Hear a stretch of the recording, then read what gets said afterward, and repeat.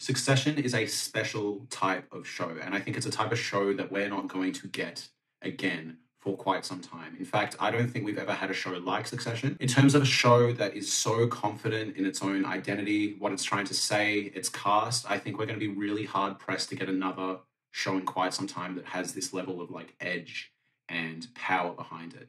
And it's a show that every time award season comes around, it almost starts to feel like bullying. Typically, each year that Succession has had a season come out, the nomination categories for acting in particular are pretty much the entire cast of Succession and then whatever else was like popular for that year. So particularly after season 3, it was just completely stacked with Succession actors. Typically, each award season rolls around, and the question isn't, is Succession going to get any awards? It's just going to be which cast members from Succession are going to take home the award out of like the cast. There's a joke on Twitter talking about how you kind of hold your friends at gunpoint to get them to episode 6 of Succession, season 1.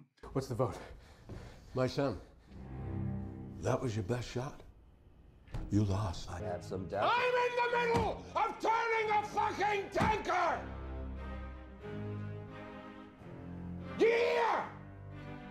Because after that, it basically switches from, I'm not sure where this show is going, to, oh my God, I need to see more. And if you remember what episode 6 was, that was the initial vote of no confidence that Kendall Roy tried to pull off against his father.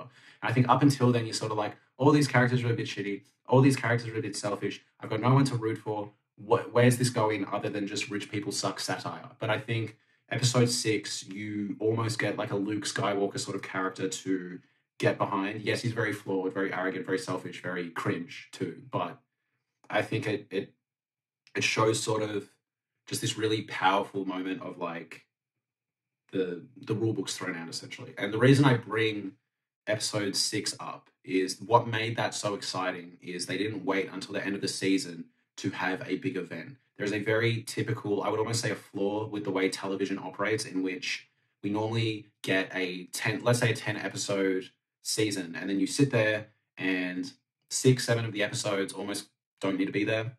And then the last 2 or 3, actually something substantial happens. And then you kind of just, like a battered dog, every season go into it going, I know it's going to waste my time, but I know there's going to be 3 hours out of the 10 that are good. And I think the exciting thing about Succession is they'll pull off these big, powerful moments. Yes, they have incredible season finales, but I think they also play with not only the structure of episodes, but the structure of seasons, which brings me to what makes season 4 so exciting. We are pirates!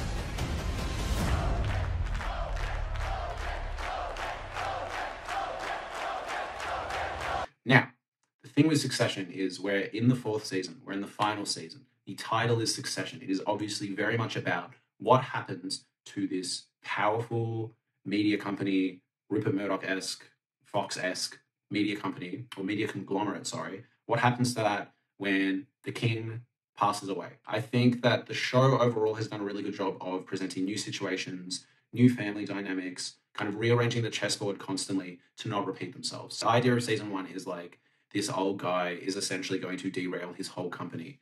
And I think the interesting thing that happens in season 1 is basically Kendall wants to take over the company, Logan's son wants to take over the company, and that seems like it's almost enough of a push to Logan's sort of ego that he just gets this second win. It's like, fuck that, no one's taking it from me if I haven't let them. In this really weird arc, like Logan just starts getting more power and more hungry again. And that sets in motion what is essentially the core of the show. I think you can kind of split very nicely now that Succession's ending. You can sort of split Succession into 2 very clear eras. There's kind of like the HBO Max era, which is season 3 and 4, and then just the original era, which is season 1 and 2. Now, with season 1 and 2, they work as a companion piece perfectly, and I actually think that the show could have ended at the end of season 2. How much those of us who executed his wishes bear responsibility is for another day. But I think this is the day his reign ends.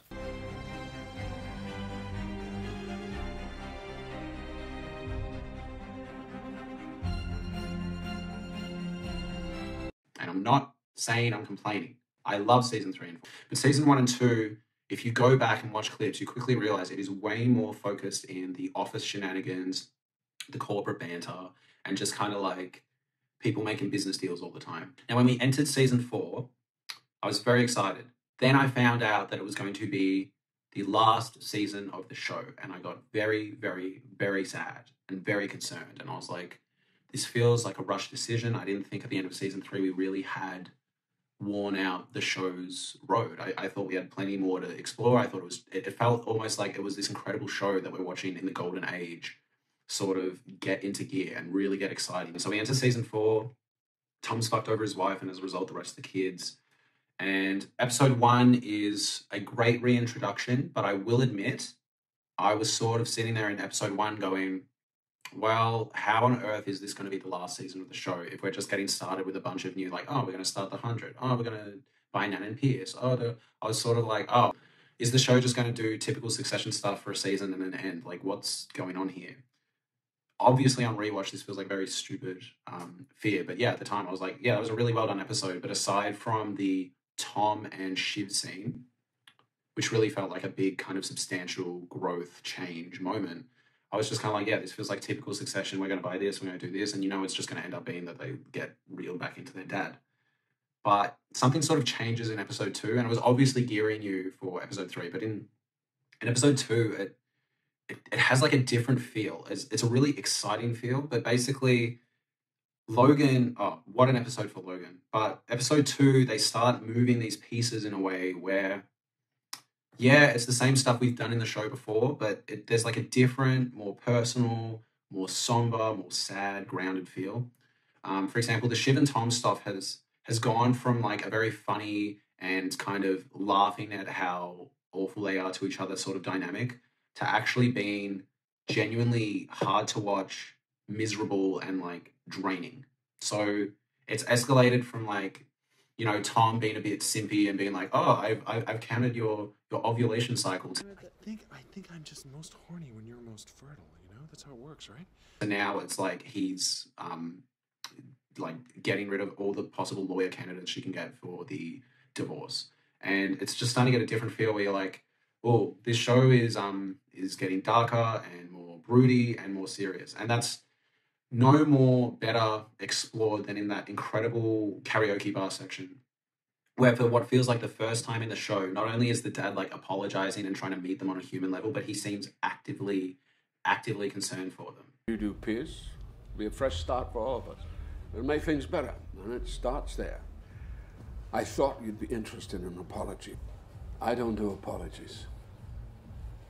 But if it means so much to you, then sorry. With Mom in Italy. Yeah, okay. I've had certain thoughts about that. He like rolls up to this karaoke bar and goes, kids, like, I know this seems like the biggest thing in the world to you. I know you want to take me down. I know I fucked up as a father, but you guys are shooting yourselves in the foot. Stop pursuing this. And that episode felt like there was change in the air. And I'm not going to say like I predicted episode 3, but I remember episode 1, I was like, oh, this show just feels like it's, on autopilot at its best. Why would we need to wrap the show up here? It doesn't feel like it's entering its final season. Episode 2, however, it started exploring really changing dynamics, even with like Willa and Connor. And I was sort of going, ooh, it's changing. It's moving. What's it moving towards? Which obviously then brings us to episode 3. And I think episode 3 is fantastic. But I think as a result of how good episode 3 is, I think the actual episode 1 and 2 are lifted up. Episode 3 is obviously Logan's death. O-G-A-N, he playing like a pro.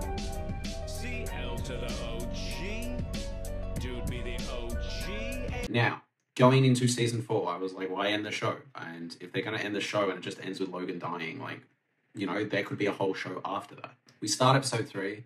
In the back of my mind, I'm sort of like, maybe Logan checks out episode 5. That would be unreal. And then the last 5 episodes are the scramble for power. And then the season ends and hopefully it remains its batting average of being the best show on TV. And episode 3 very intentionally starts in a way where you're not going, ooh, is Logan going to die? It throws him in the middle of making that really big Gojo deal that we've actually had enough set up in that it doesn't feel like a fake out. Like, that feels like something we're actually invested in. And I think the choice to like get through the opening intros, get him on the plane and have it be tied to him not being at Connor's wedding, him going to do this Gojo deal, to what all these like kids are concerned about at the wedding, and then to have him die amidst all these sort of floating pieces. One, it represents death in general in a really good way, because typically when people experience death, there's no good time for someone to pass away in your life, but typically a lot of people talk about like, oh, we had this planned and we had this going on and this going on, and it's just now they're gone. And I think the choice to kind of open the intro with him getting on the plane being like, let's fucking do this, and then not only does he die, but the way it's presented to us, we don't even see it. We don't even hear it. I was watching it with a friend, and Tom makes the call of Logan's not breathing or not doing well, and I look at him and I'm like, dude, is this happening? And it's just such an exciting way to do it. And if it was a lesser show, it could feel lazy or almost disrespectful to the character. But I think, and what I was getting to with bringing up episode 1 and 2, I think they've actually done a masterful job of humanizing a character that they've built up as this complete larger than life figure. And that's kind of like the best thing the season has done so far.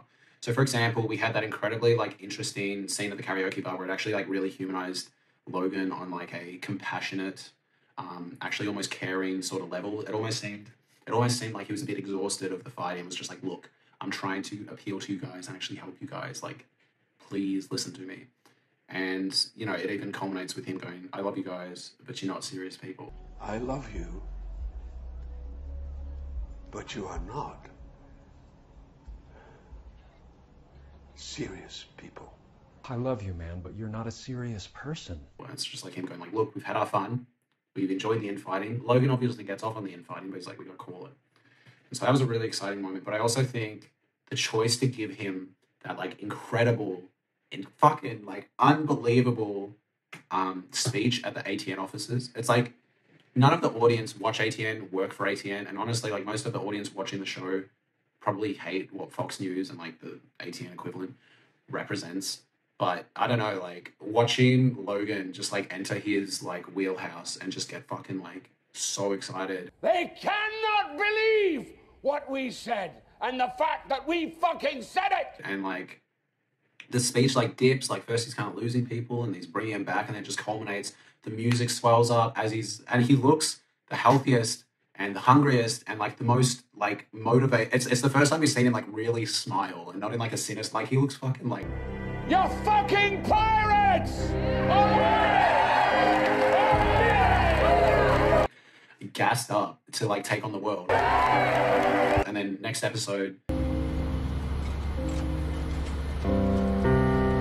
not only does he die, you don't even see him die. It's just this like cold, awful, bleak, like, oh yeah, he's just over in the corner and they're doing chest compressions. And it's like, that's what death does. Like, it humbles everyone around and it obviously humbles the person. But it's just this incredibly powerful juxtaposition that they pull off. And I think to give Logan such like awesome, powerful, and like, they essentially give Brian Cox just the best send-off in this season. So episode 1, he's like funny and like really on fire with his banter and like roasting Greg about what his fingers must smell like. Who wants to smell Greg's finger, hey? Guess the scent. Win $1. They just give you one last episode of Logan being a fucking savage with meetings, and then yeah, episode 2, you get an emotional side of Logan you haven't really seen, and you get that incredible speech. And so you kind of enter in episode 3 like fired up, and then yeah, just to kill him off 15 minutes into the episode, not even like the last 5 minutes as a cliffhanger. Awesome choice. Just like really, like just good television writing, because then the rest of the episode you're just like, you know, and for a long time, I think it would have felt really weird if they brought him back to life or like, you know, like sprung up. You'd be like, oh. The main thing that makes these first 3 episodes so powerful, particularly the 3rd episode and I think the 2nd episode, but the thing that is great about this episode 3 choice is the fact that it breaks the typical TV mold that I can't stand. So again, I sort of talked about it before, but just the idea that typically in shows, you start a season off with a bang, and then you can almost kind of skip the middle 3, 4, 5, 6 episodes, and then for the last episode or 2, they like blow things up. And that's typically how TV runs. And I think the thing is, we're in the age of streaming. So you can play with how long seasons are. You don't need to be making 10 episodes if you don't have 10 episodes worth of story. And I just think the idea that they're like, yeah, we probably know that you're expecting big things to happen at the start of the show and at the end of the show. So we're going to throw something in like episode 3. And yeah, I think that's the biggest compliment I can give is just like structurally, it's exciting. I think also the fact that it happens off screen, like what, 15 minutes into the episode, and then you're like, oh, is this really going to be the whole episode? And then it commits to being the whole episode. It's just exciting television. There's not really much more to sort of like praise it for, because obviously the acting's incredible, obviously the music's incredible. I think the most impressive thing that the episode has pulled off is basically making you feel as lost as the characters by the end of the episode. So at the end of the episode, obviously all these characters are like, what are we going to do without our father? Because, you know, as much as they despise him, they kind of need him for purpose, right? And similarly, we're sitting there like, what is this show going to do without Logan? Where is it going?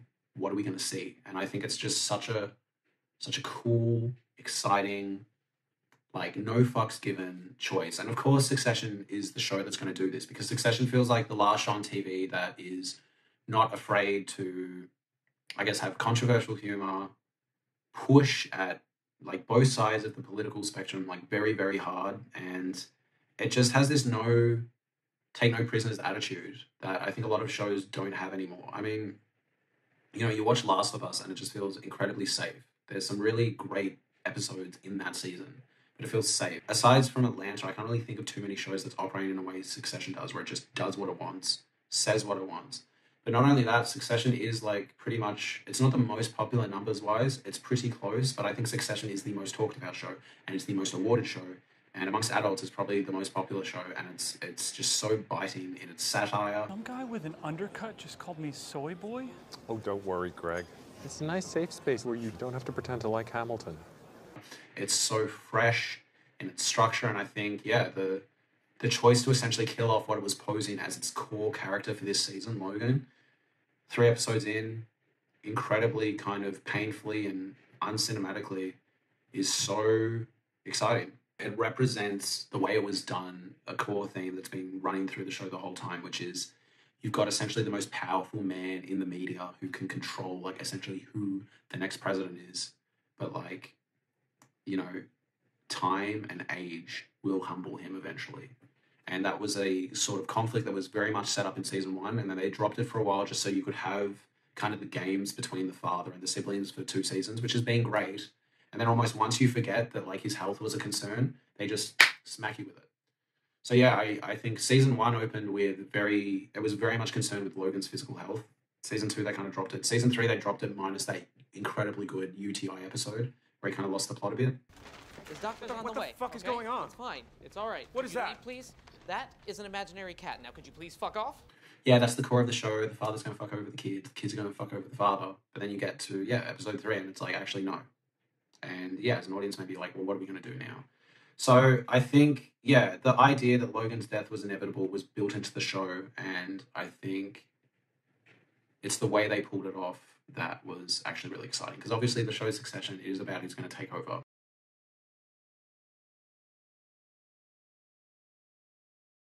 So he probably was going to die, but it's the point at which they've chosen it. I guess in terms of what's coming further, I don't want to sound cynical or dark or mean, but I think given the foreshadowing that's been presented in the show, I think my main, I want to say this on the internet in case it comes true, is probably Kendall self-destructing to a point of suicide. And yeah, I love Kendall. He's a great character. He's a very empathetic character for those first 2 seasons, particularly season 2. I think he kind of went off the rails a bit season 3, not in like a bad writing way, just that was obviously the point. But I think they've alluded to Kendall's self-destruction a few times. There's been obviously his drug addiction in season 1 and 2 that kept kind of spiraling. The car accident in season 1 obviously could have killed him, but it was the other guy. Season 3, he fell off the pool floaty, but that was very much inferring that he was like trying to relive the experience of that kid passing away that he killed in season 1 and potentially was trying to kill himself, but snapped out of it. So I think obviously we've seen from the promos that Kendall's going to continue to spiral. And so I kind of want to present that, just in case it happens, as a leading theory. And because I think in season 1 it was presented that Kendall was the most obvious choice. Now we're not really sure if he would want to take over and if he is a good choice anymore. But I think the idea that the oldest son and the most qualified son kills himself after his dad's gone would also be really exciting for the show. And I would really like if they did that. But I don't know if they will.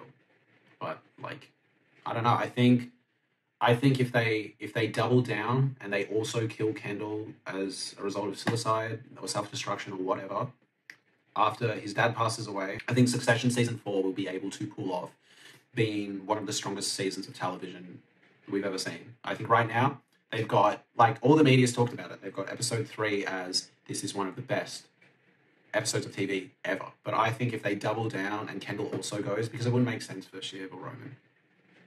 And also, I can't picture the show ending with Kendall being happy or just being like, yep, this is my lot in life now, or this is my job. Like, I don't see an ending for Kendall other than something happening to him. I think Shiv is too strong, and I think Roman is too kind of let me put my energy into everything else and focus on everything else and everyone else. Whereas Kendall is very self-loathing, very guilt-driven, and yeah, I think it would make sense. I also have to give credit to the show. I just remembered. I think the thing with these first 3 episodes is, and it'll obviously carry into the kids killed, but the kids teaming up almost felt like bullying an old man. And I think now that he's passed away, it further solidifies that. There's this weird feeling when they won the Pierce negotiations where Logan seemed really hurt that they did this on his birthday. They didn't come to see him. They also set up that Kerry said that Logan would have loved a phone call from the kids, but he's not going to ask for it. And they didn't call him. In episode 2, he tries to appeal to them on an emotional level and they attack him. And now he's dead. And now they're really sad. And it's like, watching those first 2 episodes on rewatch for this review, they're actually really hard to watch because you're like seeing that, like, no, don't be so mean to your dad. He's about to die. And then he dies. So I think they're obviously going to bring up just how mean and sort of pushy these kids were against their dad, even despite him sort of buckling and being like, all right, please let me help you.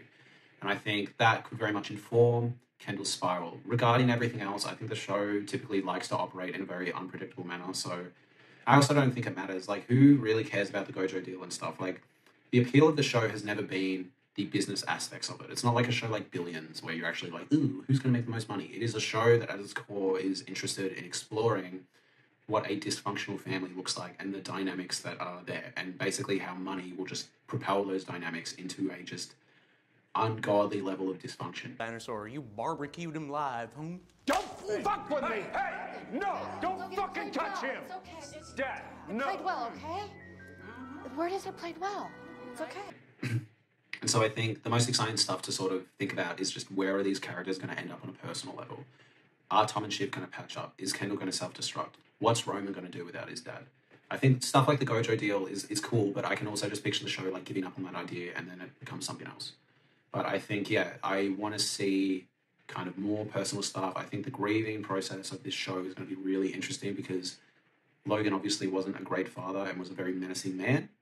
But yeah, I think we are watching a show in its prime, operating at all levels, and just what an incredible thing to watch, like a show ending when it's at its best. We very, very rarely get that. And as much as I love 6 or 7 seasons of Succession, the fact that it's going to be 4 seasons of pretty much the best TV you've ever seen, and what an easy recommendation it's going to be. Yep, 4 seasons, 40 episodes, amazing TV, watch it. I just think, yeah, they're pulling off just a monumental feat, and I think this is going to be a show that's thrown up with Sopranos and Breaking Bad as just one of the shows to watch. And I think the first 3 episodes of this season prove it. Thank you so much for watching. Hopefully I'll do more Succession videos soon.